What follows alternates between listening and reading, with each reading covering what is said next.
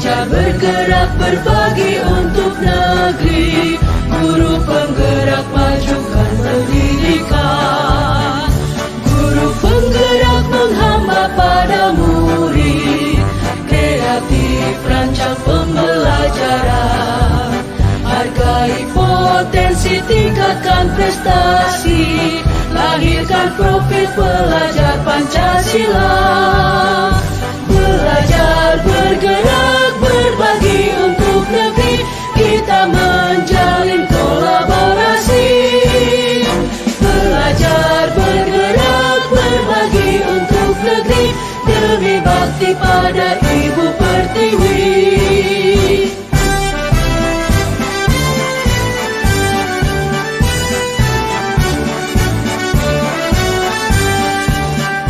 Bulatkan tekad, kuatkan hati, negeri ini memanggilmu kawan.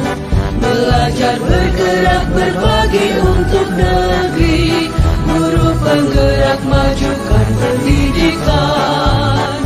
Guru penggerak menghamba pada murid, kreatif rancang pembelajaran. Hargai potensi, tingkatkan prestasi, lahirkan profil pelajar Pancasila. Belajar bergerak berbagi. Assalamualaikum warahmatullahi wabarakatuh. Yang terhormat Kepala SMA Negeri 1 Bengkulu Selatan atau yang mewakili, yang terhormat Bapak Ibu Dewan Guru SMA Negeri 1 Bengkulu Selatan, dan yang saya banggakan Ibu Trisha Sri Wahyuni SPD selaku CGP calon guru penggerak untuk angkatan ke-9, yang pada hari ini akan melakukan pengimbasan budaya positif di SMA Negeri 1 Bengkulu Selatan. Saya sebagai pembicara akan membacakan susunan acara pada kesempatan pagi hari ini. Yang pertama adalah pembukaan, yang kedua kata sambutan dari Bapak Kepala SMA Negeri 1 Bengkulu Selatan atau yang mewakili, yang ketiga pemaparan pengimbasan budaya positif di SMA Negeri 1 Bengkulu Selatan oleh Ibu Trisha Sri Wahyuni sebagai CGP angkatan ke-9. Yang terakhir adalah nanti ada proses eksplorasi yang akan sama-sama kita ikuti. Baiklah, untuk hikmatnya acara ini kita buka dengan sama-sama membaca lafaz basmalah. Bismillahirrahmanirrahim. Dan untuk mendapatkan keberkahan dari acara ini, kita mohon dengan hormat kepada Bapak Zulfarman SPDI untuk memimpin doa. Kepada beliau waktu dan tempat kami sediakan.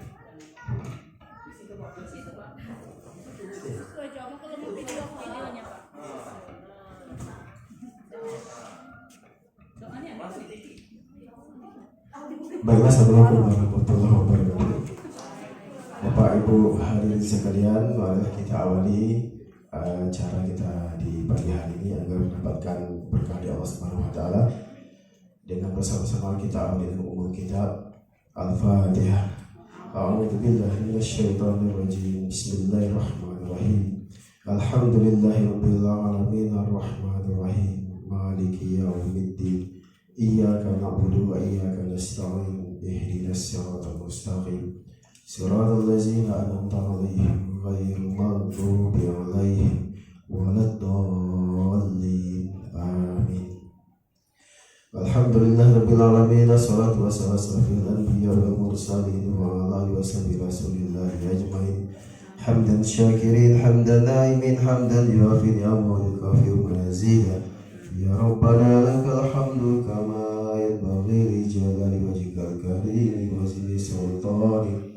Allahumma salli ala sayyidina Muhammad wa ala ali sayyidina Muhammad salatan tunjina biha min jamil ahwal wal afat wa taqadilana biha min jamil hajat wa tutahhina biha min jamil syai'at wa tarfa'una biha indaka ala darajat wa tuballighuna biha sallallahu min jamil khairat fil hayati wa ba'dal mamat.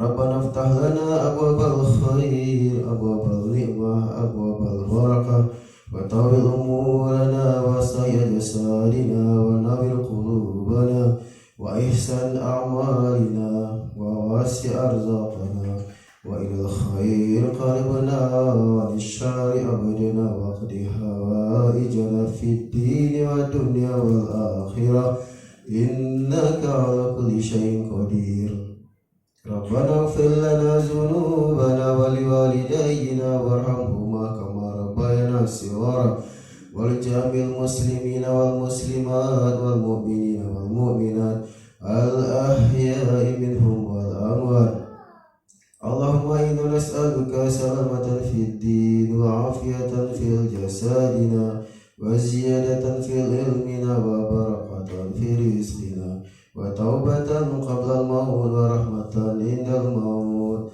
ومغفرة بعد الموت اللهم هون علينا في سكرة الموت والنجاة من النار والعفو عند الحساب اللهم علمنا ما ينفعنا وانفعنا بما علمتنا وزدنا علما وأرنا الحق حقا وارزقنا اتباعه وأرنا الباطل باطلا وارزقنا اجتنابه ربنا تقبل منا إنك أنت السميع العليم وتب علينا إنك أنت التواب الرحيم ربنا آتنا في الدنيا حسنة وفي الآخرة حسنة وقنا عذاب النار وادخلنا جنة مع الأبرار يا عزيز يا غفار يا رب العالمين وصلى الله على سيدنا محمد وعلى آله وصحبه وسلم سبحان ربك رب العزة عما يصفون وسلام على المرسلين والحمد لله رب العالمين السلام عليكم ورحمة الله وبركاته. Terima kasih kepada Pak Zulfarman SPDI yang telah menyampaikan dan memimpin berdoa. Mudah-mudahan doa kita diijabah oleh Allah Subhanahu wa taala. Amin. Acara berikutnya kata sambutan sekaligus pengarahan dari Kepala SMA Negeri 1 Bengkulu Selatan atau yang mewakili dalam hal ini kepada Bapak Fakhrudin MTPD, waktu dan tempat kami sediakan.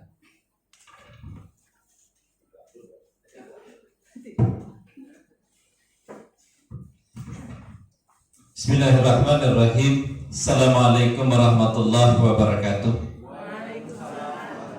Alhamdulillahi wa syukurillah wa ni'matillah wa la hawla wa la quwata illa billahil aliyyil azim. Asyhadu an la ilaha illallah wa asyhadu anna Muhammadar Rasulullah. Allahumma shalli ala sayyidina Muhammad wa ala ali sayyidina Muhammad amma ba'du. Syukur alhamdulillah Bapak Ibu Dewan Guru SMA Negeri 1 Bengkulu Selatan. Pagi menjelang siang ini kita masih diberikannya kesehatan, diberikannya kekuatan sehingga kita dapat melaksanakan aktivitas dan kewajiban kita sehari-hari sesuai dengan yang kita harapkan dan sesuai dengan yang kita inginkan. Selawat beriring salam tercurah kepada baginda Rasulullah, karena perjuangannya lah kita pada saat ini dapat bisa memberikan ilmu sedikit kepada anak-anak kita, harapan-harapan bangsa, tunas-tunas bangsa untuk menggapai cita-cita dan menghantarkan mereka kepada gapaian ataupun harapan yang diinginkan oleh anak-anak kita. Bapak-bapak, ibu-ibu, Dewan Guru yang kami hormati, pada hari ini kita bersyukur SMA 1 kembali dapat mengutus ataupun dapat kembali calon guru penggerak. Setelah di angkatan sebelumnya ada 3 orang, di angkatan 9 ini kita kembali dapat mengikutkan 1 orang dengan perjuangan yang tentunya tidak sedikit, ya, pengorbanan waktu paling tidak. Dan tentu dengan pengimbasan yang akan disampaikan pada hari ini, yaitu pengimbasan tentang budaya positif. Harapan sekolah tentunya kepada kita semua, nanti apa yang disampaikan oleh Ibu Trise Sri Wahyuni yang mengangkat ataupun menyampaikan pengimbasan ini nanti, mari kita ikuti, kita ambil yang positif yang bisa dan dapat kita terapkan, baik di dalam proses pembelajaran yang akan kita lakukan, baik itu nanti kita berinteraksi dengan peserta didik kita, sehingga harapan yang diinginkan dari kurikulum Merdeka ini sedikit demi sedikit itu akan dapat mengubah pola dan cara berpikir kita. Ya, yang jelas yang diutamakan dalam hal ini adalah sebuah proses untuk membentuk sebuah karakter, sehingga anak-anak itu nanti betul-betul memiliki karakter. Bagaimana karakter anak yang tadi, mungkin pada saatnya kita akan menemui anak yang terlambat, anak yang mungkin membutuhkan perhatian khusus, ya, kepada kita sebagai orang tua kedua dari orang tua anak-anak kita. Dengan berbagai macam metode dan cara pendekatan nantinya, ya, dengan kurikulum Merdeka ini, ya, berharap besar kita adanya perubahan karakter dari anak-anak kita. Kemudian tentunya di calon guru penggerak ini nantinya tidak hanya terbatas Ibu Trise saja, tapi ada Ibu Trise yang lain yang akan mengikuti jejak dan langkahnya. Tentunya kita berharap kepada Bapak dan Ibu yang masih energi, yang dapat membagi waktu semaksimal mungkin ataupun seminimal mungkin. Mari kita bergerak, ya, untuk meningkatkan kompetensi diri kita untuk kebutuhan para siswa kita. Tentu dengan kemampuan yang kita miliki nanti, ya, kejayaan sekolah kita ini tetap akan terpelihara terus, sehingga, ya, harapan dari pemerintah pun tentang kurikulum Merdeka ini bisa tercapai. Semuanya pasti berawal dari kita Bapak dan Ibu guru untuk memulai proses ini. Kapan lagi kita akan memulai kalau bukan sekarang? Teman-teman kita sudah mulai, ya, 3 orang kemarin, hari ini mudah-mudahan kedepannya juga akan mengalami seperti ini. Dengan saling mendukung, saling tolong menolong, saling bahu membahu, kita harapkan sekolah kita, meskipun kita bukan sekolah penggerak, tapi kita mampu, yakin, mau untuk melaksanakan kurikulum Merdeka. Kita berjalan sesuai dengan panduan, sesuai dengan rambu-rambu, sehingga semuanya dapat tercapai. Dengan Ibu Trise tetap semangat, ya, terus berinovasi, terus berkolaborasi, terus minta pendapat dari rekan-rekan yang sudah mengikuti CGP maupun para Bapak dan Ibu guru yang senior-senior yang sudah kenyang dengan pengalaman-pengalamannya dari beberapa kurikulum yang ada dari generasi ke generasi yang sebelumnya. Bimbingan, petunjuk dan petua dari Bapak dan Ibu guru-guru yang senior yaitu sangat dibutuhkan untuk memupuk dan menambah kepercayaan diri kita. Yakin bahwasanya kita itu mampu untuk menyelesaikan program ini dengan sebaik-baiknya dan mendapatkan hasil yang maksimal sesuai dengan niat dan kebutuhan yang kita inginkan. Mungkin itu yang bisa kami sampaikan dalam kesempatan ini, mewakili Ibu Kepala Sekolah karena beliau berhalangan karena ada kegiatan di luar sekolah kita. Demikian, lebih dan kurang mohon maaf. Assalamualaikum warahmatullahi wabarakatuh.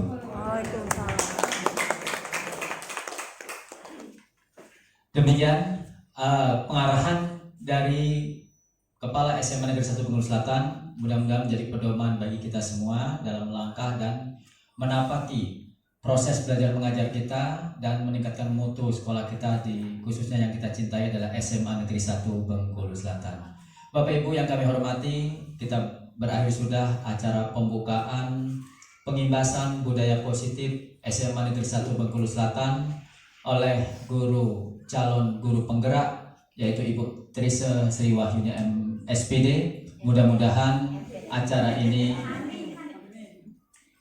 menjadi salah satu upaya kita untuk terus dan tidak pernah berhenti dalam meningkatkan mutu pendidikan di sekolah kita. Saya sebagai pembawa acara mohon maaf. Wabillahi taufiq wal hidayah. Assalamualaikum warahmatullahi wabarakatuh.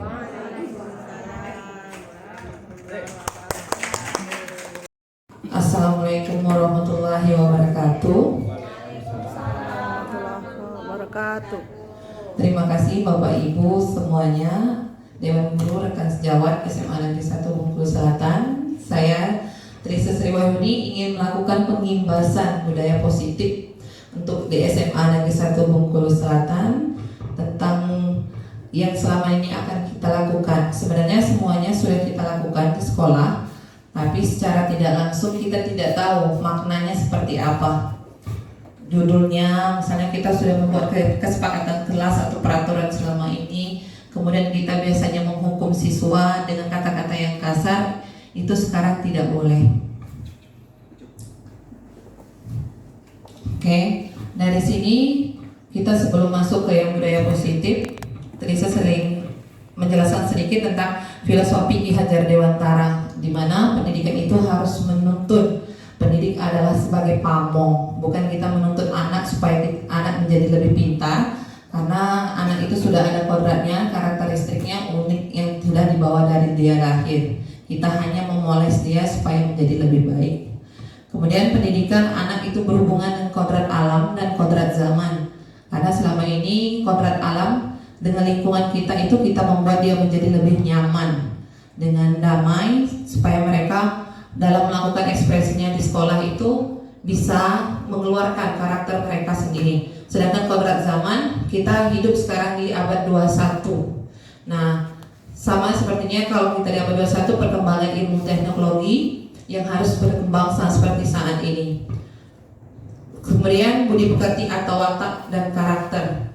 Kemudian trilogi pendidikan Ki Hajar Dewantara, Ingarso Sungtulodo, kemudian Ingmadia Mangunkarso, serta Tun Uri Handayani.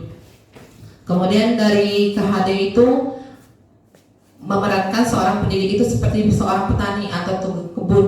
Kita yang bibitnya sudah ada, kita peserta didik atau murid itu adalah bibitnya. Kita seorang tukang kebun, itu kita memberikan yang namanya ada pupuk, kemudian tanahnya itu supaya lebih subur, supaya akan menghasilkan hasil yang lebih baik. Nah, di sini kemudian ada nilai guru penggerak, di mana kita harus berpihak kepada murid, mandiri, kemudian reflektif, kemudian kolaboratif serta inovatif. Peran guru penggerak itu menjadi pemimpin pembelajaran, menjadi coach bagi guru lain, serta memajukan kepemimpinan murid, menggerakkan komunitas praktisi, kemudian mendorong kolaborasi. Di mana komunitas praktisi kita sudah ada yang tentang pembelajaran yang diketuai oleh Bu Penti. Sekarang untuk visi guru penggerak, kita bukan untuk merubah yang namanya visi sekolah, tapi ini visi impian kita untuk 5 atau sampai 10 tahun yang akan datang. Itu menggunakan pendekatan inquiry apresiatif dengan tahapan bagja, yaitu buat pertanyaan, ambil pelajaran, gali mimpi, jabarkan rencana, serta atur eksekusi. Visi impian untuk di masa depan itu terwujudnya murid yang religius, berakhlak mulia, kreatif, inovatif, berpikir kritis, kolaborasi, dan berteknologi. Nah, di sini baru kita masuk ke budaya positif. Budaya positif adalah merupakan perwujudan dari nilai-nilai atau keyakinan universal, yaitu budaya positif yang diterapkan di sekolah adalah nilai-nilai atau keyakinan-keyakinan atau kebiasaan-kebiasaan di sekolah yang berpihak pada murid agar murid dapat berkembang menjadi pribadi yang kritis, penuh hormat, dan bertanggung jawab.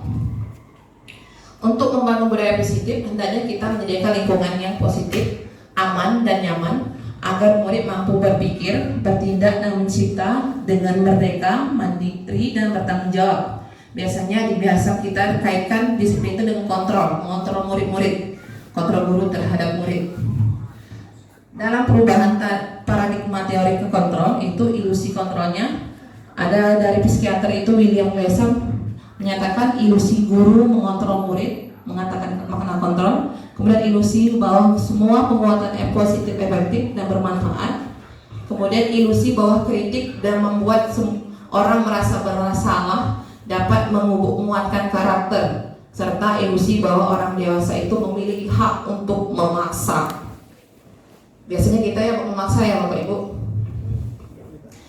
Kemudian ada namanya paradigma stimulus respon. Bisakah kita mengontrol seseorang? Stimulus responnya itu misalnya realistis, itu kebutuhan kita sama, tapi kontrolnya kita ternyata kebutuhan kita berbeda. Kemudian semua orang melihat hal yang sama, padahal kalau teori kontrolnya setiap orang memiliki gambaran yang berbeda. Kemudian kita mencoba mengubah orang agar berpandangan sama dengan kita. Kita tidak bisa. Kita berusaha memahami pandangan orang lain tentang dunia.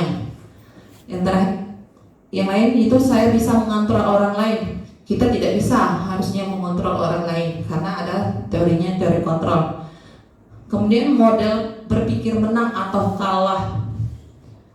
Kemudian ada yang namanya kita teori kontrolnya adalah model berpikir menang-menang. Kemudian ada pemaksaan ada pada saat rujukan yang gagal. Kita sering memaksakan kalau murid, kamu harus seperti ini, harus seperti ini. Padahal kita tidak boleh memaksa, tapi harus ada kolaborasi antara murid dengan gurunya, nanti akan menciptakan sebuah keputusan yang bisa dia membawa dia menjadi lebih baik. Di sini makna disiplin biasanya dihubungkan dengan tata tertib peraturan atau kepatuhan pada peraturan, atau dihubungkan dengan hukuman, padahal itu berbeda karena tentang disiplin positif itu tidak harus dengan memberi hukuman, justru adalah salah satu alternatif terakhir dan bila perlu tidak digunakan sama sekali. Kemudian dalam budaya positif, makna disiplin itu dimaknai menjadi seseorang yang dilakukan seorang pada orang lain untuk mendapatkan sebuah kepatuhan. Nah, di sini Ki Hajar Dewantara menyatakan bahwa untuk mencapai kemerdekaan atau dalam konteks pendidikan kita saat ini, untuk menciptakan orang yang merdeka, syarat utamanya lah harus ada disiplin yang kuat. Di mana disiplin yang dimaksud adalah disiplin diri yang memiliki motivasi internal. Jika kita tidak memiliki motivasi internal, maka kita harus memerlukan pihak lain yang memberikan mendisiplinkan kita atau motivasi eksternal, karena berasal dari luar, bukan dari dalam diri kita sendiri. Nah, untuk teori motivasi perilaku manusia itu ada 3, yaitu untuk menghindari ketidaknyamanan atau hukuman. Jadi anak melakukan sesuatu itu mungkin karena terpaksa, tapi untuk menghindari sebuah hukuman dari kita. Kemudian untuk mendapatkan imbalan atau penghargaan dari orang lain. Anak melakukan sesuatu hal itu bisa melakukan, misalnya kita memberikan penghargaan karena anak mendapatkan juara atau mendapat nilai yang lebih besar. Itu karena anak itu menginginkan imbalan, bukan hanya sekedar ilmunya, karena menginginkan imbalan. Kemudian untuk menjadi orang yang mereka inginkan dan menghargai diri sendiri dengan nilai-nilai yang mereka percaya. Itu untuk teori motivasi perilaku. Sekarang hukuman dan penghargaan. Di mana hukuman itu berbeda. Hukuman itu bersifatnya tidak terencana atau tiba-tiba. Hukuman bisa diberikan berupa fisik maupun psikis. Murid disakiti oleh suatu perbuatan atau kata-kata. Pernah kita merasakan kita menghukum anak secara tiba-tiba? Saya merasa sering, apalagi kalau lagi piket. Kemudian konsekuensi. Kalau konsekuensi itu sudah terencana atau sudah disepakati, sudah dibahas oleh dan disetujui oleh murid dan guru. Umumnya dibuat oleh pihak guru atau sekolah, dan murid sudah mengetahui sebelumnya konsekuensi yang diterima jika ada pelanggaran. Kemudian dihukum oleh penghargaan. Menurut Kohn, tindakan pelajar itu sendiri adalah penghargaan sesungguhnya. Nah, dihukum oleh penghargaan itu ada beberapa, yaitu pengaruhnya jangka pendek dan jangka panjang. Untuk jangka panjang itu tidak baik. Kemudian penghargaan itu tidak efektif. Kemudian penghargaan merusak hubungan. Karena dengan penghargaan anak-anak itu cuma sekedar minta dihargai. Contohnya, boleh kita memberikan penghargaan hanya sekedar dengan pujian, tidak boleh dengan ya saya kasih kamu uang atau kasih kamu makanan, itu tidak boleh. Penghargaan mengurangi ketepatan, kemudian menurunkan kualitas. Kemudian penghargaan mematikan kreativitas, serta penghargaan menghukum. motivasi harus ada di dalam diri. Nah, dari itu tadi baru kita ke keyakinan kelas terlebih dahulu. Keyakinan yaitu nilai-nilai kebajikan universal yang disepakati secara tersirat ataupun tersurat, lepas dari latar belakang suku, negara, bahasa maupun agama. Jadi nilai kebajikan bahwa menekankan pada keyakinan seseorang agar lebih memotivasi seseorang dalam diri, seseorang akan lebih tergerak dan bersemangat untuk melakukan keyakinannya daripada hanya sekedar mengikuti serangkaian peraturan tertulis dalam makna. Nah, untuk membentuk keyakinan kelas, saya lihat di sekolah sudah ada yang beberapa, alhamdulillah sudah semuanya hampir benar semua. Tapi ada yang beberapa kelas itu saya perhatikan ada yang membuat yang namanya keyakinan kelas atau kesepakatan kelasnya itu disertai denda. Ada yang disertai denda. Misalnya mereka sepakat untuk tepat waktu atau disiplin. Terlambat berarti bayar 5.000. Kemudian telat membayar uang kas, dendanya 10.000. Nah, itu tidak boleh. Jadi kita belajar untuk membuat keyakinan kelas itu menggunakan nilai-nilai kebajikan dan kata-katanya yang dilarang. Dilarang itu kata-kata yang negatif, jangan, awas, itu tidak boleh. Kita gantikan dengan kata positif. Misalnya harus tepat waktu, jangan terlambat, diganti dengan harus disiplin. Misalnya seperti itu. Nah, dalam pembentukan keyakinan kelas itu, keyakinan kelas bersifat lebih abstrak daripada peraturan yang lebih rinci dan konkret secara umum saja. Kemudian keyakinan kelas berupa pernyataan-pernyataan yang universal. Kemudian pernyataan keyakinan kelas itu senantiasa dibuat dalam bentuk positif. Kemudian keyakinan kelas hendaknya tidak terlalu banyak sehingga mudah diingat dan dipahami oleh semua warga kelas.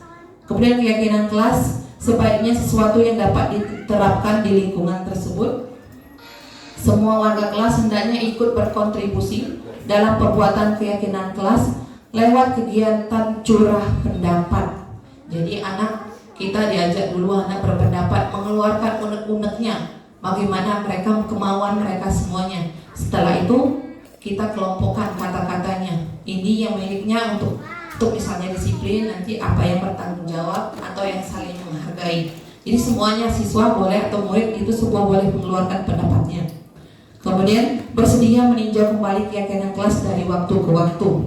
Nah, misalnya keyakinan kelasnya ada yang kurang jelas, kemudian ada yang warga kelasnya kurang mematuhi, itu boleh kita tinjau kembali keyakinan kelasnya, boleh kita rubah biar selalu menjadi lebih baik dan lebih baik.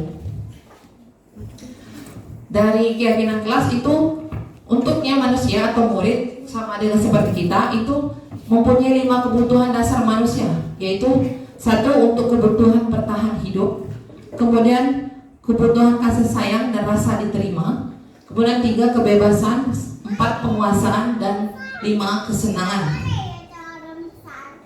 Nah, contoh 5 kebutuhan hidup, misalnya aku bosan belajar mewarnai terus di dalam kelas, itu pasti ada.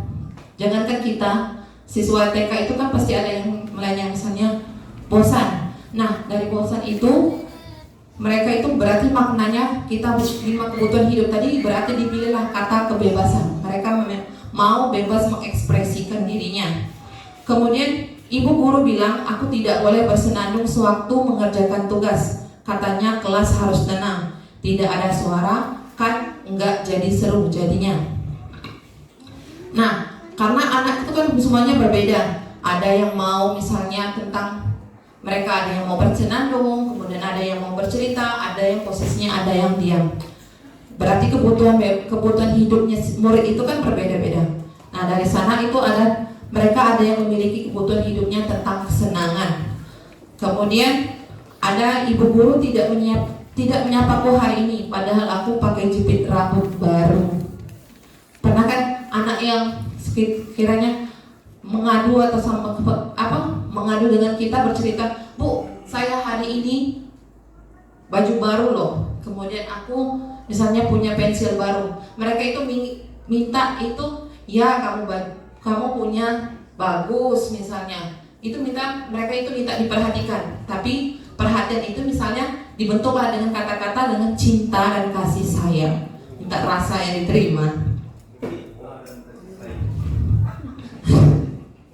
Kemudian dari sana 5 kebutuhan itu ada namanya 5 posisi kontrol. Nah, dalam posisi kontrol ini yang biasa kita lakukan untuk mendisiplinkan murid di sekolah maupun di dalam kelas. Contohnya adalah penghukum, kemudian pembuat rasa bersalah, teman, pemantau, dan manajer. Nah, kira-kira kita sebagai guru sekarang posisi kita berada di mana? Berasa di 1, Ibu Dian. Oke, sebagai rasanya penghukum. Boleh Ibu guru yang lain atau Bapak Ibu? Kepada murid, misalnya ada yang penghukum, pembuat rasa bersalah, teman, pemantau, manajer. Pemantau. Oke, ada yang jadi pemantau. Nah, dari 5 posisi kontrol ini semuanya sebenarnya ada yang baik, ada yang tidak baik. Gitu. Contohnya yang penghukum, saya merasa dulu awalnya sebelum mengikuti CGP ini hobi menghukum. Sadar diri saya. Jadi penghukum, kemudian membuat murid menjadi rasa bersalah, ya kan? Membuat rasa bersalah. Kemudian ada yang nanti posisinya kita menjadi seorang teman, karena menjadikan anak itu menjadi bercerita dengan kita. Kemudian kita bisa jadi pemantau, berarti hanya sekedar mengawasi apa yang mereka lakukan. Nah, dari 4 posisi ini yang terbaik adalah yang manajer. Karena kenapa? Kalau manajer itu membuat mereka itu mengakui kesalahannya sendiri tanpa kita memaksa, tanpa kita menghukum mereka, tanpa membuat mereka merasa bersalah, tapi kita bisa jadi sebagai temannya juga, kemudian sebagai pemantaunya juga di dalam manajer tersebut. Contohnya seperti ini.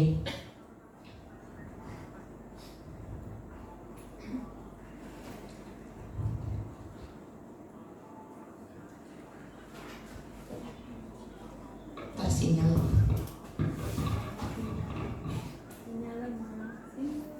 Lemot.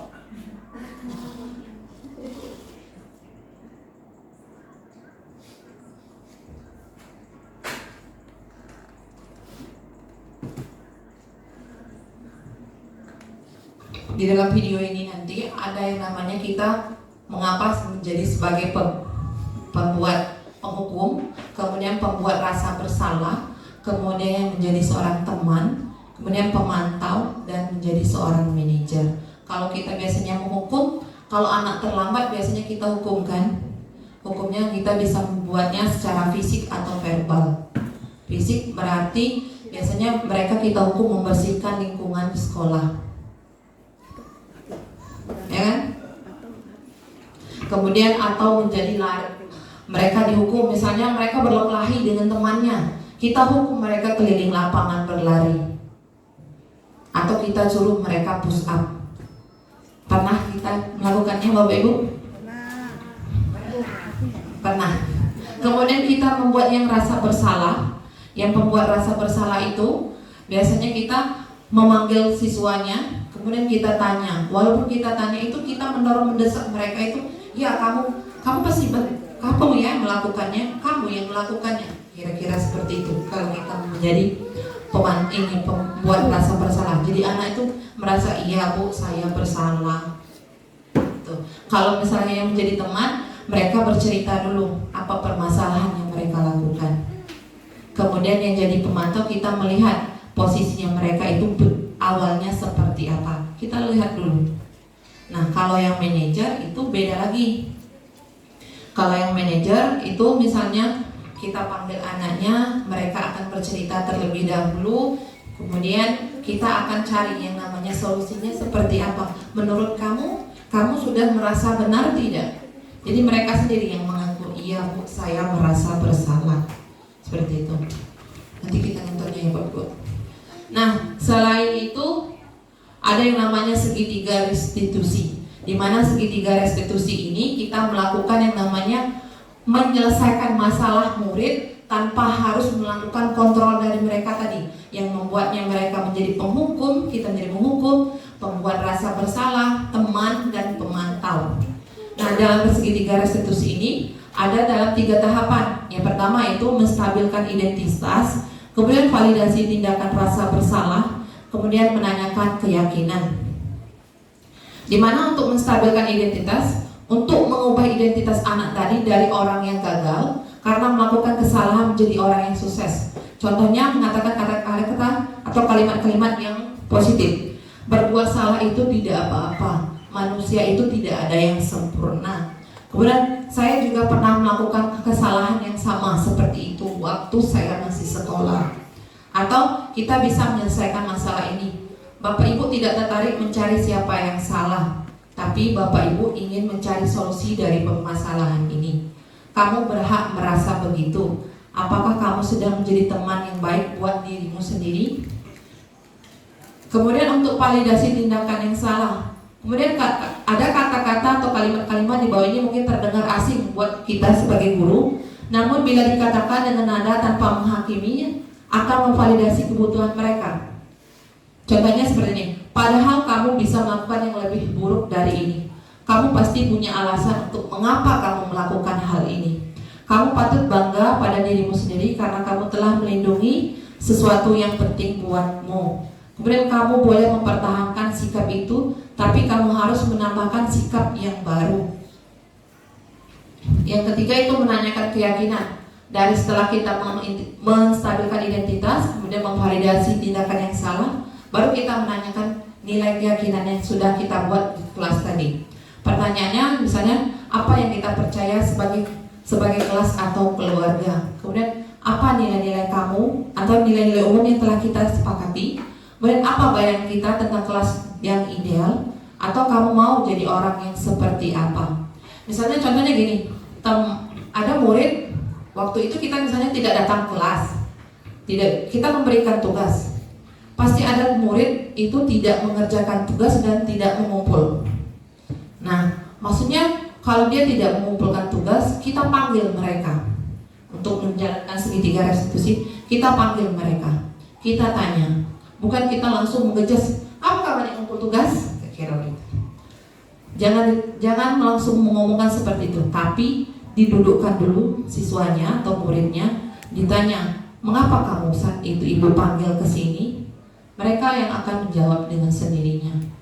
Tapi kalau misalnya seandainya muridnya nggak tahu bu, kita mengatakan untuk menstabilkan identitasnya supaya dia bisa mengakuinya, keluarkanlah kata-katanya yang positif. Jangan sampai kita langsung gitu, langsung memaksa, kamu tuh salah lah, keruan dia buat tugas masih bilang dikumpul. Nah itu sebaiknya kita usahakan kita bisa mengontrol emosi kita tadi. Itu untuk membuat pakai segitiga restitusi. Di sini ada contohnya tapi kayaknya sinyal belum.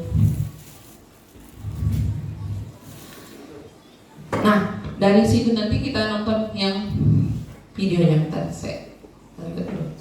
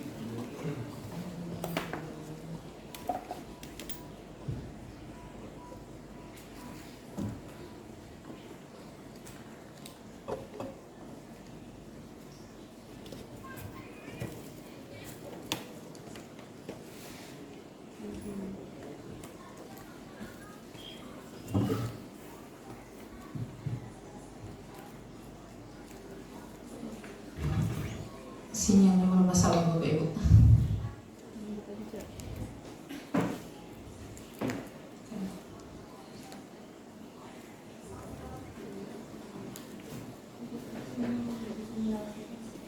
Iya, Mas.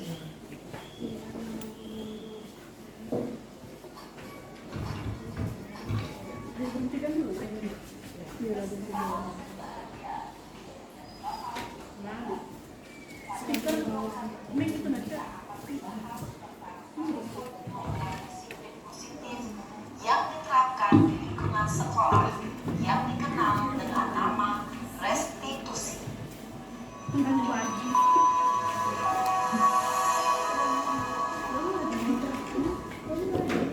Restitusi dikembangkan oleh pakar. Cek dulu handphone aja langsung kontak. Jangan kita ini. Langsung aja Cak.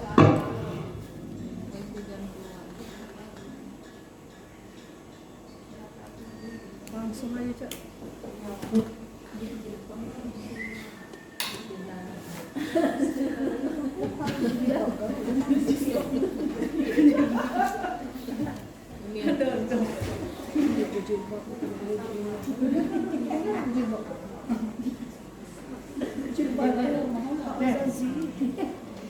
Aku berarti ke Lisa, kamu dia berarti ya.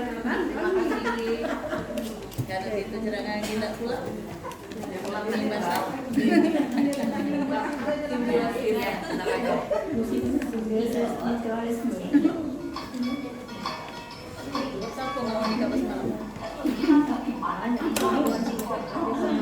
Cak, bisa langsung aja. Gua kan nonton video. Ini contohnya misalnya posisi penghukum, Bapak Ibu. Ada siswa yang terlambat, berarti kita marah-marah yang jelasnya. Ya, kira-kira kita sebagai yang guru piket. Nah, kita marah-marah kan? Kau kan? Woi, gitu kan?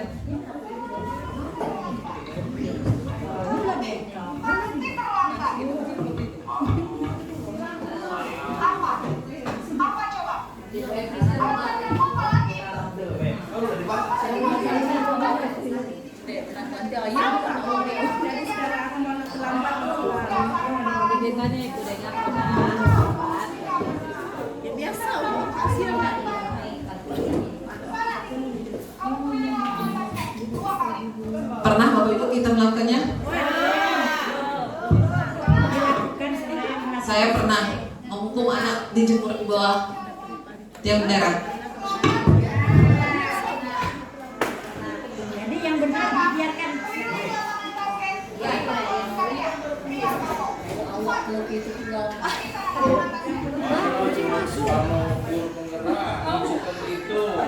Kita nggak boleh berada di posisi penghukum. Yang ditanya.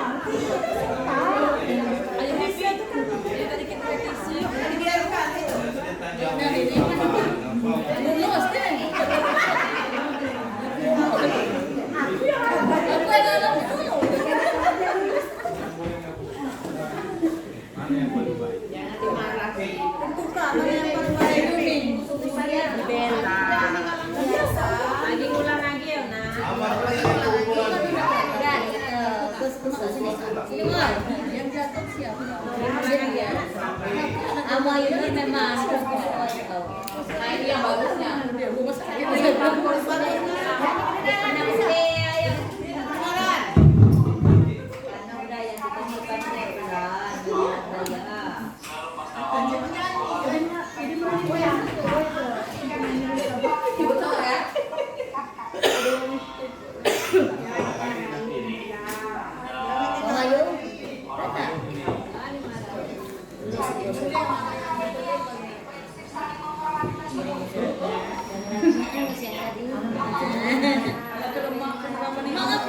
Itu di kota besar, kamu percaya?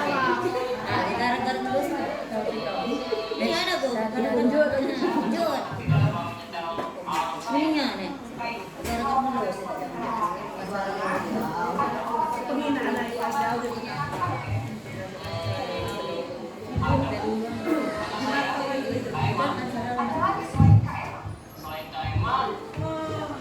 ada ibu saya. Baik, jadi yang mengingatkan Karen adalah Kak Emma dan Ibu Kauliah. Kira-kira akan mulai sedang saya lakukan. Baik, jadi Naren akan setel alarm untuk bangun besok pagi dan akan diingatkan oleh kakak dan ibunda Naren ya. Ada lagi yang mungkin perlu dilakukan Naren agar tidak terlambat bangun lagi? Tidak ada, Bu. Baik ya, terima kasih untuk kerjasama kamu. Nah, yang itu yang baiknya seharusnya Bapak Ibu.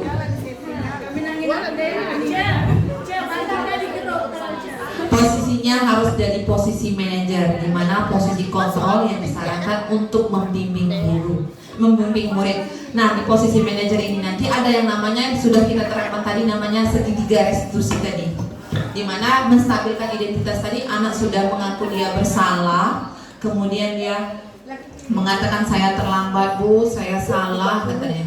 Itu di posisi manajer. Kemudian menanyakan, memvalidasi tindakan yang salah. Saya bangun kesiangan Bu, saya lupa menyetel alarm. Kemudian yang menanyakan keyakinan, apa yang keyakinan yang sudah kita sepakati tadi, itu adalah di validasi yang untuk menanyakan keyakinan di segitiga restitusi. Itu ya Bapak Ibu, untuk posisi manajer atau posisi yang paling kontrol terhadap murid yang paling bagus. Nah, dari sini kira-kira ada yang Bapak Ibu yang perlu ditanyakan atau kita berbagi sharing lah. Namanya saya juga belajar. Baik. Saya sangat tertarik ini. Bismillah, Assalamualaikum warahmatullahi wabarakatuh. Waalaikumsalam. Saya sangat tertarik dengan penghargaan. Bagaimana? Seorang guru itu tidak boleh memberi penghargaan berupa materi kan. Nah, sebaliknya sebenarnya seorang guru tidak boleh menerima penghargaan dari siswanya. Itu haram hukumnya. Kenapa? Nanti objektif ketika penilaian itu ada unsur-unsur yang tidak objektif yang tidak diberikan penilaian itu. Nah, jadi saran saya bukan saja seorang guru yang memberikan materi, tetapi seorang guru tidak boleh menerima materi. Itu nanti harus diberitahu kepada siswanya. Ya, kadang-kadang ada yang tanpa sengaja memancing, meminta, akhirnya terpaksa lah seorang murid memberikan. Terima kasih Bu Adija. Iya, sebenarnya kita untuk memberikan penghargaan terhadap murid itu tidak boleh berupa materi. Kita hanya sekedar memberikan penghargaannya berupa hal yang membuatnya dia menjadi lebih baik. Ini misalnya, wah kamu sudah bagus itu. Tidak boleh kita memberikan, contohnya misalnya kita reward itu boleh itu sebenarnya, tapi tidak baik untuk jangka panjang. Karena anak mengharapkan itu nanti kalau mereka melakukan sesuatu nanti hanya ingin mendapatkan imbalan tadi, cuma sekedar penghargaan tadi. Itu yang tidak baiknya. Boleh kalau misalkan sekali-kali boleh itu. Kita apresiasi karena memberikan yang terbaik untuk muridnya. Tapi kalau untuk jangka panjangnya itu tidak baik. Iya, yang pendapat dari Ibu Adinda tadi sarannya itu sangat baik karena kita misalnya ini memberikan kepada anak tidak boleh reward yang berupa materi. Sebaiknya kita juga sebagai guru itu harus objektif juga, tidak boleh menerima hal-hal yang berupa materi juga dari murid. Karena takutnya nanti pemberian dari murid itu nanti kita salah gunakan. Si A karena ngejuk aku misalnya tas, misalnya ngejuk aku makanan, aku njuilan nilai di rapot kelas 90. Padahal dia misalnya dalam keadaan standarnya rata-rata saja, misalnya dalam pengetahuannya itu. Kalau saya di dalam kelas, saya bilang saya tidak membutuhkan apa-apa, tapi saya hanya ingin minta etika atau budi pekerti kalian yang selalu kita nomor satukan. Terkadang kita punya etika baik juga, itu belum tentu kita menjadi seorang yang sukses. Apalagi kita yang amburadul, saya bilang itu. Kalau nilai itu hanya buatan manusia, boleh kita buatnya nanti tidak 100 boleh, tapi itu harus sesuai dengan kognitif kalian yang kalian punya, kemudian tingkah laku yang kalian punya atau budi pekerti yang kalian punya. Guru tidak akan pilih kasih, insya Allah tidak akan pilih kasih. Si A anak ibu guru itu, si B anak ibu guru itu, kemudian si C ini anak pejabat, itu tidak ada. Semuanya sama di sekolah. Saya bilang, saya masuk di kelas itu, saya bilang selalu seperti itu. Karena menganggap mereka itu nanti mereka berpikir punya motivasi diri di dalam mereka diri sendiri, motivasi internal mereka, apa yang mereka mau di sekolah nanti. Apakah mereka mau menjadi baik atau mereka masih tetap stuck dari SMP ke SMA itu seperti itulah, tidak ada motivasi yang ke depannya. Tuh kalau saya Bapak Ibu. Boleh Bapak Ibu kalau ada pendapat lain? Silakan Pak Zul.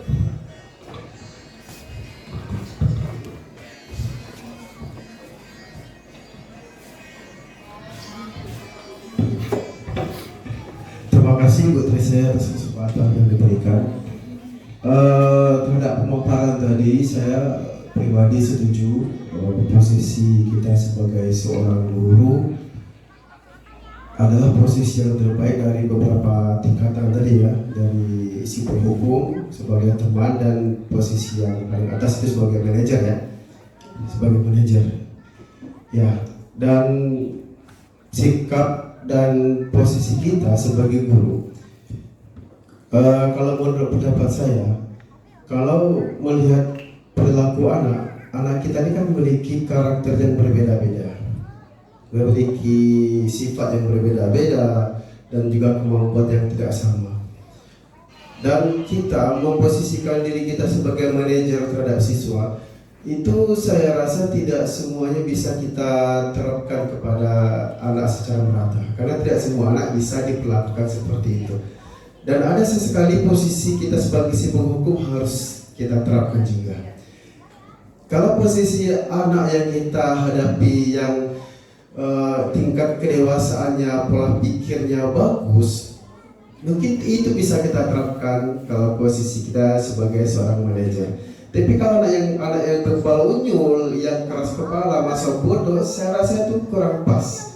Malah kita akan semakin dianggap oleh siswa guru yang mudah dianggap besok-besok juga nggak masalah. Paling saya tinggal mencari alasan yang tepat.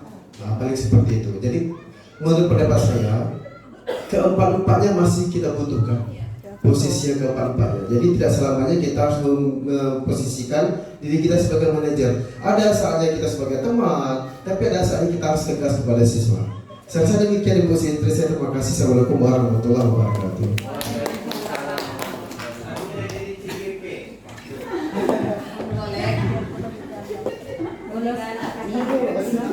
Semuanya berpeluang. Terima kasih atas kesempatannya yang telah diberikan pada saya. Baiklah, saya dalam penuturan dari Ibu Trisha tadi dan saudara dari Pak Zul, saya sangat setuju. Bagaimana kita menempatkan diri kita kepada anak, kita jangan samakan. Kita lihat dulu dari karakter siswa itu sendiri dan kemudian kita lihat situasi dan kondisinya. Di sini kalau dari penuturan dari Ibu Trisha tadi kan kita tidak boleh yang namanya menghukum anak yang berupa materi. Nah sekarang yang kita perhatikan, saya setuju apa yang dikatakan Ibu Trisha. Saya juga di dalam kelas seperti itu, nilai itu adalah buatan kata saya. Tetapi yang saya tekankan di sini adalah adab, yaitu etika dari kita sendiri. Karena kenapa? Etika itu berasal dari kita sendiri. Nah kemudian sekarang yang berhubungan dengan etika, ini tadi kan kita tujukan kepada siswa yang melakukan kesalahan. Nah sekarang kembali kepada kita sebagai pendidik, sebagai guru yang dipercayai, yang namanya dipercayai di suatu lembaga atau instansi. Nah bagaimana seandainya kita ini sebagai pendidik melakukan kesalahan? Apakah kita ini, kalau menurut saya tidak apa-apa kita minta maaf dengan anak. Yang perlu itu kita sadari sendiri. Berarti dengan adanya kita meminta maaf seandainya kita melakukan kesalahan, ya pasti kita ini kan manusia biasa, pasti ada kesalahan dan kehilafan. Yang menurut saya dia tidak apa-apa kita meminta maaf kepada anak, biar tidak ada kesenjangan antara siswa dengan kita akhirnya tidak ada yang namanya yang katanya Ibu Trisha tadi, tidak ada tingkatan antara siswa dengan pendidik, jadi kita sama-sama. Jadi mari kita berbaur, inilah sahabatmu, inilah orang tuamu, inilah temanmu. Saya rasa itu saja untuk saran saya sebagai masukan juga, sebagai tuturan argumen saya. Terima kasih. Saya akhiri. Wassalamualaikum warahmatullahi wabarakatuh. Waalaikumsalam. Ibu Ana.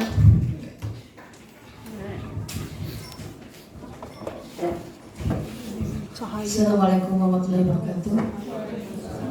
Terima kasih atas kesempatan yang diberikan. Mungkin saya yang kurang pemahaman atau apa, ini adalah lebih kepada saran pribadi. Tadi disampaikan bahwa kurikulum Merdeka ini adalah perbaikan dari kurikulum sebelumnya, sehingga tidak ada yang istilah ganti menteri, ganti kurikulum, tapi kurikulum itu adalah menyesuaikan dengan perkembangan zaman. Nah, dari apa yang disampaikan saya lihat bagus, teorinya bagus, semuanya bagus, tidak ada yang bisa dikritik dari teori itu. Hanya saja contoh yang disampaikan, kecuali yang terakhir, itu adalah untuk anak SD, ya, lebih kepada anak SD. Kita ketahui bahwa guru SD itu dia full kelas, yang diampunya hanya 1 kelas. Sementara kita guru SMA punya kewajiban 24 jam. Kalau bahasa Indonesia 4 jam berarti ada 6 kelas. PPKN yang 2 jam berapa kelas? Kali sekian siswa. Nah, jadi bagaimana kira-kira kita mendekati anak dengan teori tersebut? Nah, mungkin untuk saran pada pembuat kebijakan, tolong dong jam wajib guru itu diperhatikan. Harapkan pengimbasan implementasi ini. Kalau emang ingin menurunkan kurikulum mereka.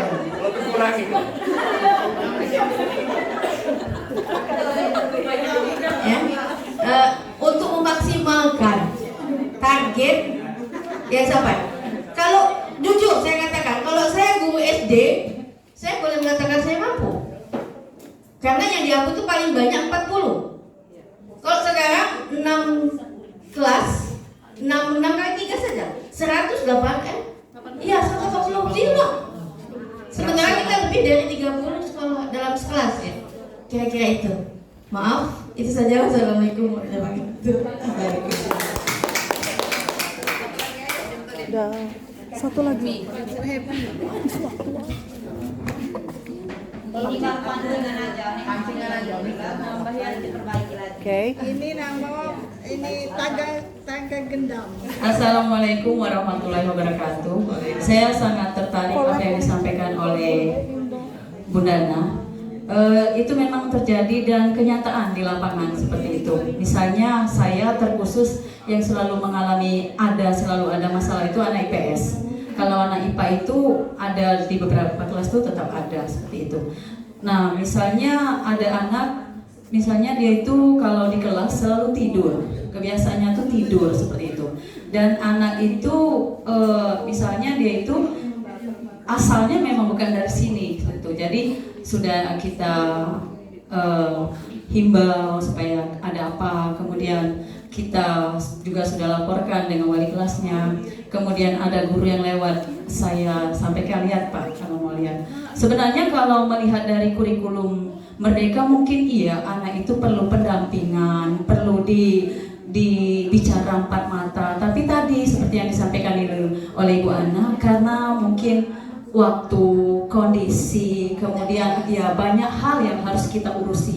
Kalau saya mungkin ya karena berdasarkan pengalaman mengajar yang sudah begitu lama, memang ternyata setelah ditarik kesimpulan, anak-anak yang mengalami masalah itu ternyata kalau saya selidiki memang anak yang memang punya masalah di keluarga seperti itu.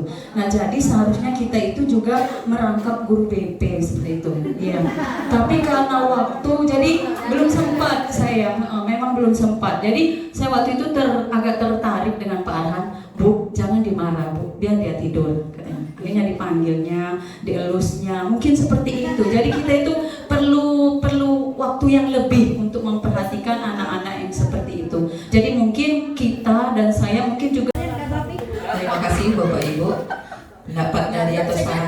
Zulkarman, kemudian Ibu En, Ibu Ana, serta Ibu Happy. Ya sebenarnya itu tadi kalau kita di SD mungkin kita memang mengampu hanya paling banyak 40 siswa, tapi hanya sekedar ini aja. Kita memang tidak bisa menghafal semua murid karena kita masuk di kelas itu misalnya 6 kelas 6 kali 3 saja 180 dengan memiliki watak dan karakter yang berbeda setiap anak. Tapi setidaknya kita hanya mampu misalnya kita memberikan pendampingan semampu yang kita punya.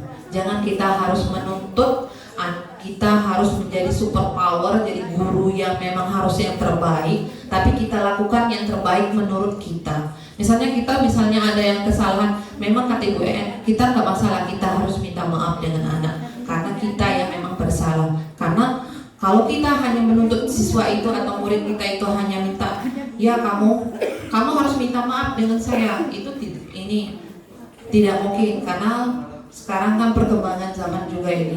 Jadi setidaknya kita harus saling belajar untuk meminta maaf. Memang ada kontrol tadi, ada yang namanya di teman. Kita boleh berteman dengan anak, kemudian mereka bercerita dengan kita. Kan biasa anak ada yang namanya kita punya anak-anak sudah SMA, sudah puber yang 16 tahun, pasti memiliki karakter atau latar belakang keluarganya yang berbeda. Dengan benar kata Ibu Happy tadi, saya sudah menemukan anak-anak yang sudah sering tidur di dalam kelas. Kemudian benar kata Pak Arhan, saya elus dia. Saya elus, kemudian saya bilang ngantuk nian, nanti saya bilang ngantuk nian. Kamu kerja semalam, begadang, main game. Saya bilang seperti itu. Pertama dia terkejut, kemudian tertawa. Setelah itu rasanya nggak percaya dia. Saya elus, kemudian saya suruh kamu cuci muka dulu, baru kamu nanti menghadap saya. Kalau saya ada waktu ya saya belajar bersharing dengan mereka apa kendala mereka di rumah. Karena saya pernah menemukan murid alumni secara tidak langsung bertemu dengan alumni itu kelasnya Memdian dulu kelas 10, si Pomet. Dia bercerita, kenapa kamu jadi nakal, terus kamu minta perhatian sama orang tua kamu. Iya Bu, katanya saya itu dibeda-bedakan sama adik saya oleh orang tua saya. Bercerita dia. Jadi saya bilang, ya udahlah kalau kamu memang dibeda-bedakan, tapi setidaknya kamu jangan sampai menyuruh orang tua kamu datang ke sekolah karena permasalahan kamu yang nakal. Setidaknya bikinlah mereka jangan sampai memarahi kamu lagi, jangan sampai mereka itu tidak memperdulikan kamu. Itu saja saya bilang. Baik, untuk yang masalah jam, saya mohon maaf Ibu Ana, saya nggak bisa menjawab karena itu ranahnya bukan ranah saya. Tapi setidaknya nanti saya sampaikan, misalnya saya ada pendampingan kembali, pendamping individu dan pendampingan untuk lokakarya, karena dari lokakarya nanti ada yang namanya ini balai guru penggerak, itu nanti ada yang memonitoring ke Bengkulu Selatan mana, itu nanti akan saya sampaikan. Untuk yang melakukan hal-hal yang berulang itu sudah saya tanyakan dulu pas lokakarya kemarin, saya tanyakan dengan bersharing dengan guru-guru yang lain bagaimana cara menerapkan yang posisi kontrol dan segitiga restitusi kalau masalah anak itu selalu berulang, orang itu lagi. Saya bilang gitu. Jadi kata dia, sudah kami panggil, saya panggil juga orang tuanya, soalnya dia hobi berkelahi. Jadi kalau dia hobi berkelahi, kami bukakan dia namanya, suruh masuk, agak sedikit dipaksa, masuklah ke bukan yang namanya untuk karate atau pencaksilat atau taekwondo. Kamu harus fokus di sana. Kamu hobinya berkelahi, kamu masuklah di taekwondo atau karate. Nah, berprestasilah kamu di sana nanti. Nah, tapi katanya alhamdulillah sekarang anak itu sudah mulai bisa mengontrol dirinya, nggak galak banting ke kawan-kawan lagi. Saya sudah sharing sama teman-temannya karena saya yang membuat pertanyaan dengan bapak itu. Bagaimana cara menerapkannya kalau anak itu selalu berulang-ulang melakukan kesalahan, belagau lagi, anu kajemau lagi segala pasti ladang itu. Nah jemau ini yang ini. Jadi mereka mencarikan solusi. Anak yang hobi belago tadi harus wajib masuk ke pihak ini, ke kata-kata yang ke ekstrakurikuler yang karate, taekwondo yang di situ, biar mereka berprestasi di sana. Kami bilang karena tidak semuanya harus berprestasi di bidang akademik, katanya. Boleh di bidang ekstrakurikuler yang lainnya. Itu saja Bapak Ibu. Terima kasih atas sarannya. Saya akhiri. Terima kasih kalau misalnya ada salah kata yang saya sampaikan. Saya mohon maaf. Saya berproses untuk menjadi yang lebih baik. Terima kasih semuanya. Assalamualaikum warahmatullahi wabarakatuh.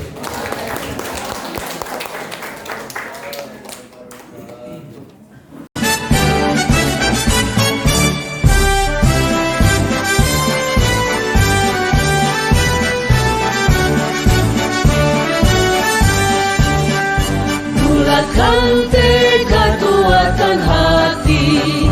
Negeri ini memanggilmu kawan.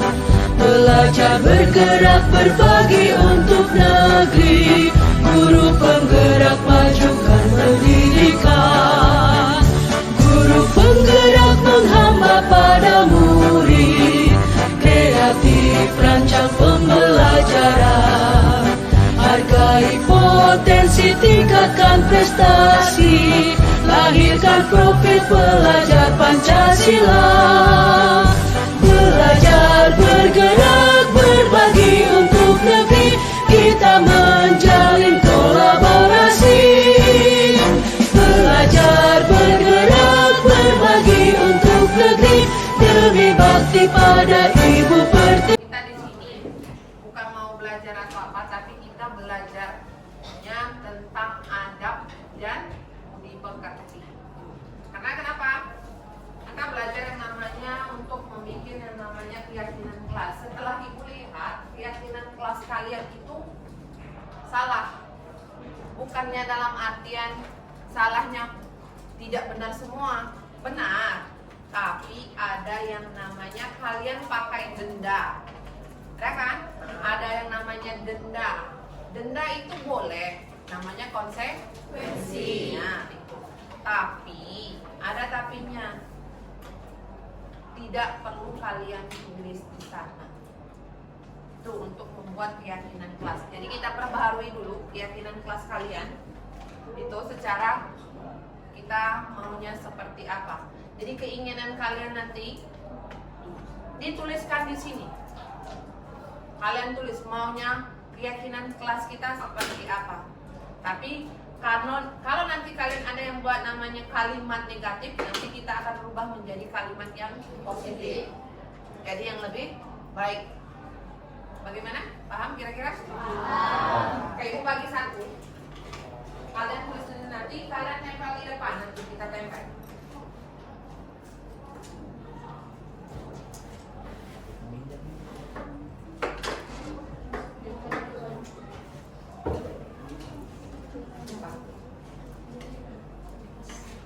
Iya, keyakinan yang mau kalian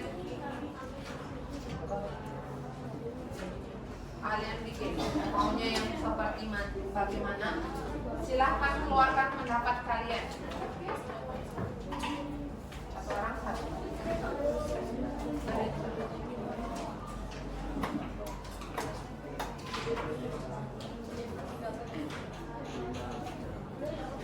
Ya, yang sudah dapat boleh mulai. Ya, tulis. Gak usah tulis nama, gak apa-apa.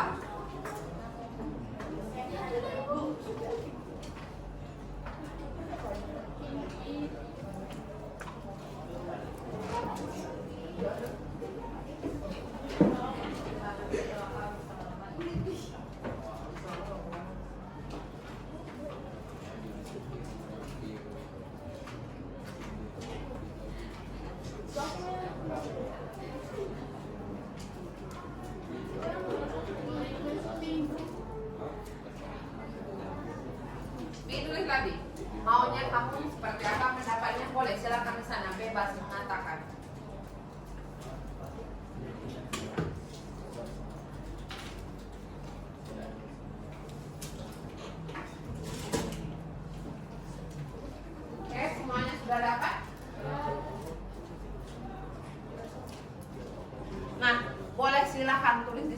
pendapat kalian maunya kita bikin keyakinan kelasnya seperti apa. Silakan ditulis di sana.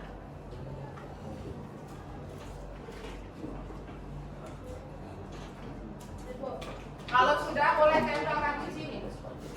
Kita tempel di sini. Ayo silakan tempel di sini. Nanti kita bahas maunya bagaimana.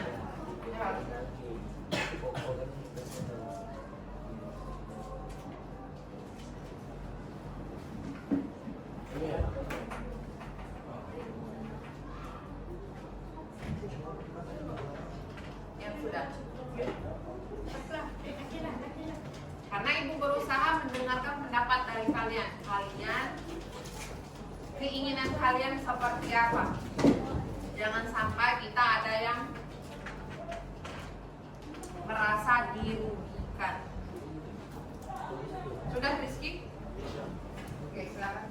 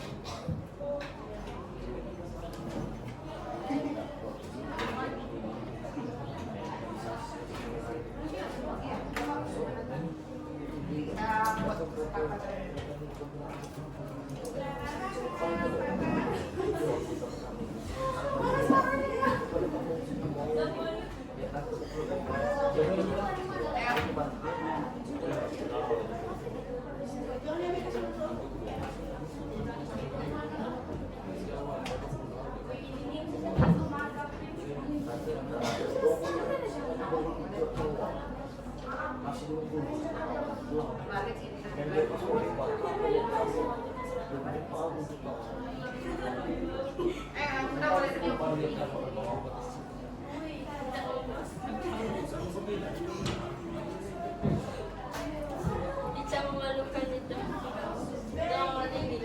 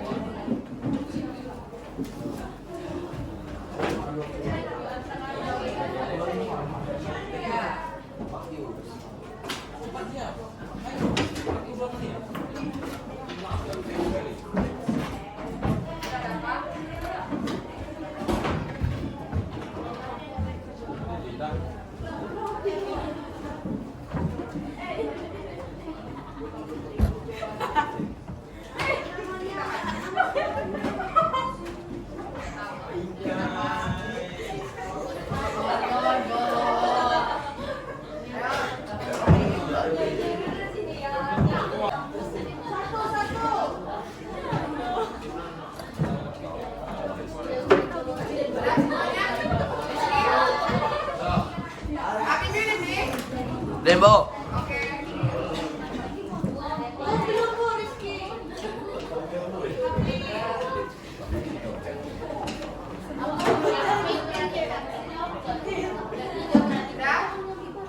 Sekarang kita baca semuanya. Membayar kas dengan tepat waktu. Pasti itu Luna. Jangan kebanyakan denda di dalam kelas. Tidak ada pemulihan dan berkata kasar terhadap teman. Jangan buang sampah di dalam loker atau laci meja. Meminjam barang dengan teman terlebih dahulu harus izin, jangan asal. Pendapat saya jangan berlebihan membuat sanksi karena belum tentu orang yang mempunyai kesalahan itu mampu membayarnya. Jadi sanksinya sewajarnya. Tidak membuang sampah sembarangan dan buanglah sampah pada tempatnya. Kalau mau meminjam barang seseorang sebaiknya izin terlebih dahulu. Dilarang maling. Barang seseorang seperti uang dan barang-barang jadwal piket harus dijalankan dan semua orang harus bekerja. Kita jadwalnya piket dan tidak ada yang tidak piket atau tidak bekerja. Jangan terlalu banyak berkata kotor. Jangan mengambil atau melupakan mengembalikan barang orang lain. Ini bukan barang tentang harga diri, tapi tentang kejujuran. Tidak boleh bersirkel, berteman dengan siapa saja, tidak memandang siapapun. Memberi sanksi itu sewajarnya saja. Tidak memotong pembicaraan orang lain. Piket kelas sesuai jadwal yang ditentukan. Uang kelas atau uang kas dibayar tepat waktu. Mampu menjaga dan menghormati hak orang lain. Tidak boleh memilih teman baik laki-laki maupun perempuan, tidak boleh memilih. Mampu menjaga ucapan agar tidak menyakiti orang lain. Memperhatikan guru saat jam pelajaran berlangsung. Guru dan siswa memilih keyakinan kelas yang penting. Tidak merusak dan mengambil barang atau hak orang lain. Keyakinan kelas itu tidak terlalu mengekang kami, karena banyak keyakinan kelas terlalu mengekang. Dan jangan sampai ada denda, karena duit kami habis bayar denda. Menurut saya lebih baik jika keyakinan kelas tidak ada dendanya. Jika ingin kelas saya ingin kelas saya mempunyai keyakinan kelas yang dipatuhi. Keyakinan kelas tidak harus banyak, tetapi bisa mengatur kelas. Keren. Dilarang membuang sampah sembarangan di laci meja. Melaksanakan piket sesuai jadwal. Masih ada tindakan pembulian. Kelas ini saya ingin keyakinan kelas mengandung anti-bullying. Saya tidak setuju karena banyak yang melanggar, dan bagi saya dendanya itu tidak masuk akal, tidak adil. Basmi kebenaran.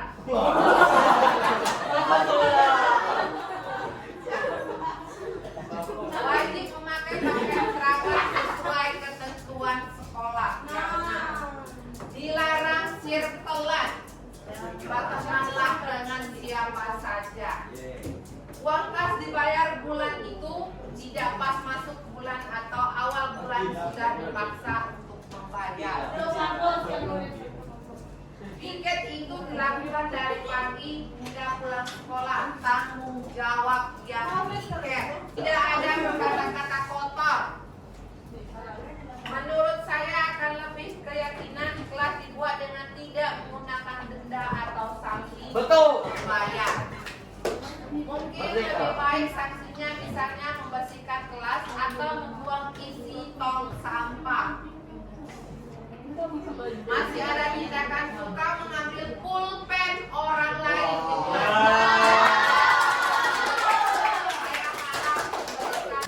sudah mengeluarkan unek-uneknya atau pendapatnya, baru kita buat. Itu masih sedikit, Bu. Kan kata ibu tadi semuanya keluarkan dalam kertas itu tadi. Kenapa hanya sedikit saja yang kalian nulis? Saya kasih lebih tadi kalau mau. Nah, dari beberapa ini tadi nanti kita kelompokkan keyakinan kelasnya. Ada yang tadi apa? Membayar kas tepat waktu. Kemudian di sini ada membayar kas tepat waktu juga. Kemudian apa lagi tadi? Ini ada juga. Nah, kita semuanya yang membayar kas, ayo. Jadwal piket.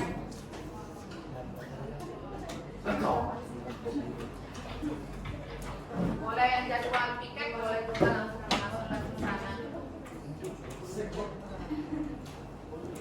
Berpakaian seragam.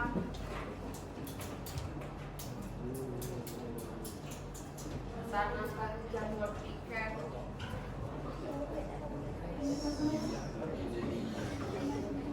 Membuang sampah pada tempatnya.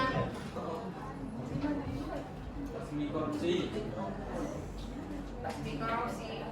Oh, jangan berkata kasar tadi kan. Oke, dari sini membayar kas,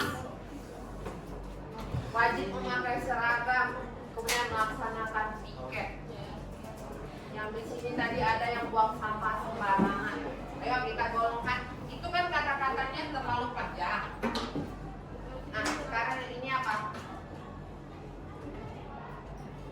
Harus disiplin dulu.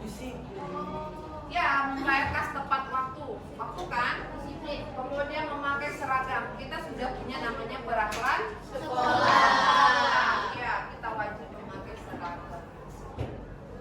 Kemudian dari disiplin apa? Harus ada tanggung jawab. Komitmen. Nah, Anti korupsi. ya, komitmen kan? Kita masuk di sini sudah ada yang namanya peraturan. Jadi kita harus menaati peraturan itu sebuah komitmen. Kemudian membayar kas itu juga komitmen karena kita sudah membuat yang namanya tadi sebuah keputusan yang harus ditaati. Nah ini. Kemudian nanti ada yang namanya anti bullying. Ayo, tidak ada pembulian.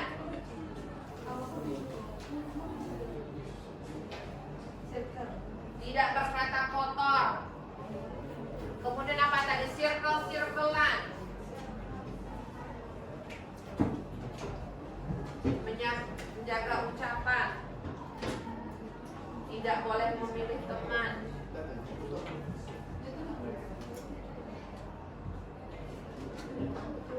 Apa tadi?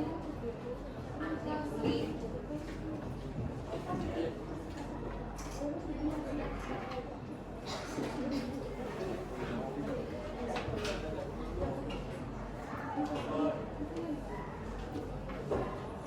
Ayo apa?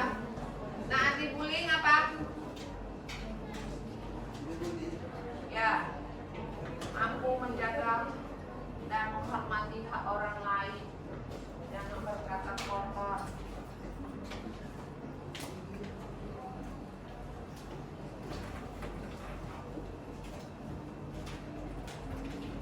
Ayo apa? Tentang apa itu? Nilai-nilainya menghargai, berarti saling menghormati,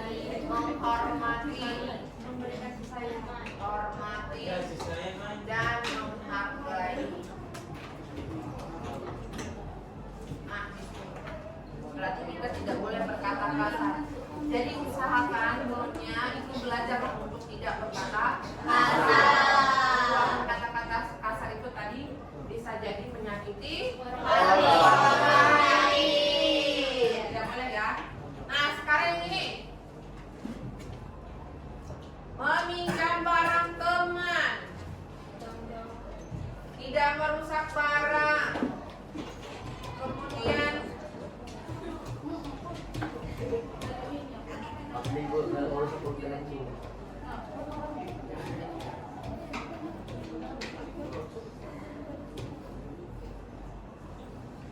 bayar denda.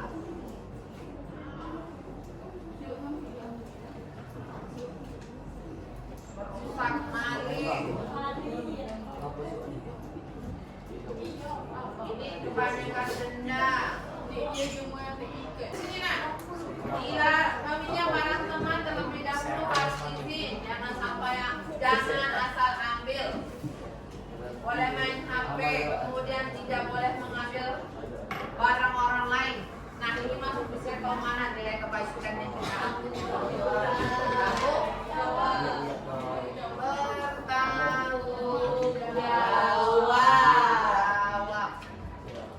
Jadi usahakan kalau kalian mau pinjam barang teman, bolehkah saya pinjam? Izin terlebih dahulu. Boleh ke dalam bubuk? Hah? Boleh ya? Kalau mereka tidak mau memberikan izin, tidak berarti itu bukan salah pelit atau apa. Nah, mereka bertanggung jawab atas barang mereka. Mungkin mereka takut ada yang namanya dia tidak percaya, tidak kembali. Haruslah belajar mempercayai orang lain. Sekarang gini, yang ini ya. Denda. Adakah yang setuju dengan denda? Jangan denda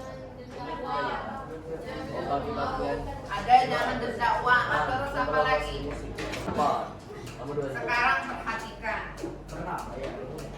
Untuk yang masalah dendam, kalian harus punya motivasi dalam diri kalian.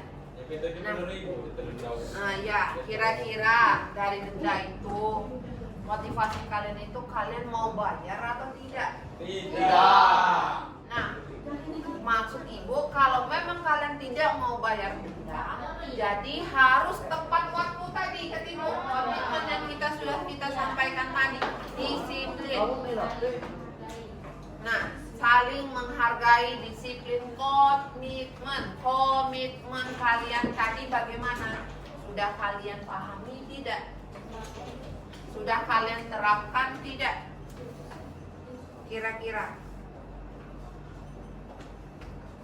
itu tidak akan terjadi yang tulisan denda tadi kalau kalian menaati keyakinan kelas yang sudah kalian buat tadi, yang panjang itu tadi. Kalau sudah diyakini, belum? Bagaimana, Bi? Belum. Kenapa? Karena keyakinan kelas itu percuma, Bu. Kenapa percuma? Ya banyak dia melanggar.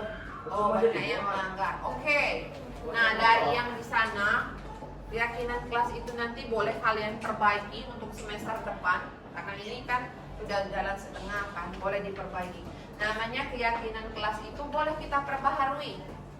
Namanya seperti kayak kita buat kesepakatan kelas ya. Sebelum kita mulai pembelajaran, kita kesepakatannya boleh ini, tidak boleh ini. Misalnya gitu. Jadi harus boleh diperbaiki supaya jangan sampai merugikan yang lain. Tapi keyakinan kelas yang sudah kalian perbaharui itu harus dijalankan dengan benar. Jangan sampai merugikan orang lain. Kalau masalah bayar uang kas, kalau tidak tepat waktu, kira-kira dalam 1 bulan itu dari tanggal 1 sampai 30 uang kasnya berapa? 10.000 satu bulan. Oke, 1 bulan 10.000. Dari tanggal 1 sampai 30, misalnya di bulan Oktober ini, kalian wajib membayarnya. Mau tanggal berapapun. Tapi lewat dari itu, nah baru kalian harus menjalankan yang namanya konsekuensi yang sudah kalian sepakati tadi. Bukan, ya, jangan ditunda-tunda. Jadi kan kita tidak, komitmen atau disiplin kita tadi tidak kita jalankan dengan benar. Sanggup kira-kira? Sanggup. Nah, dari tanggal 1 sampai 30, bulan Oktober ini sampai tanggal 31. Nah, adakah jedanya kalian misalnya bisa membayarnya? Ada. Kebiasaan yang tidak baik akan membuat kehidupan kalian ke depannya akan menjadi sulit, bukan baik. Baik kalau mana amal misalkan semuanya itu ditumpuk, tugasnya itu semuanya ditumpuk. Kira-kira kalau tugas kalian yang diberikan oleh guru ditumpuk, pusing kan kepalanya, makanya otomatis tidak buat. Nah, itu kan sudah melanggar tadi, Bi. Nah, bukan melanggar hukum, melanggar kesepakatan kelas kalian. Jangan sampai itu yang terjadi. Jadi ada berapa kesepakatan kelas kalian? Cuman ada 3 atau 4. Jadi yang ini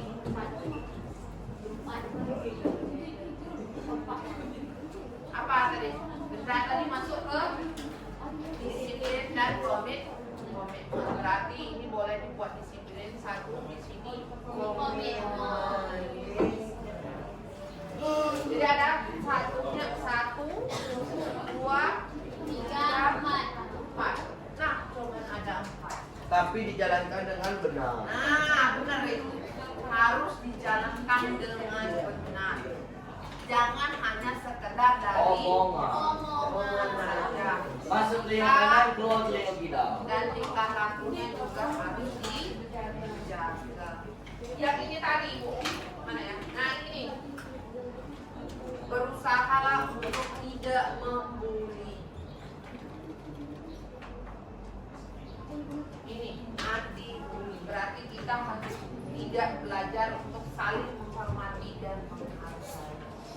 kita semuanya sama, tidak ada beda. Dalam sekolah ini kita sama. Kita memiliki hak, ibu memiliki hak, kalian juga memiliki hak.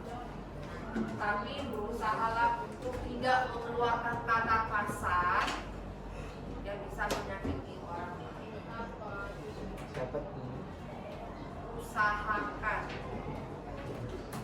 Rasanya kalau kalian kena bully gimana?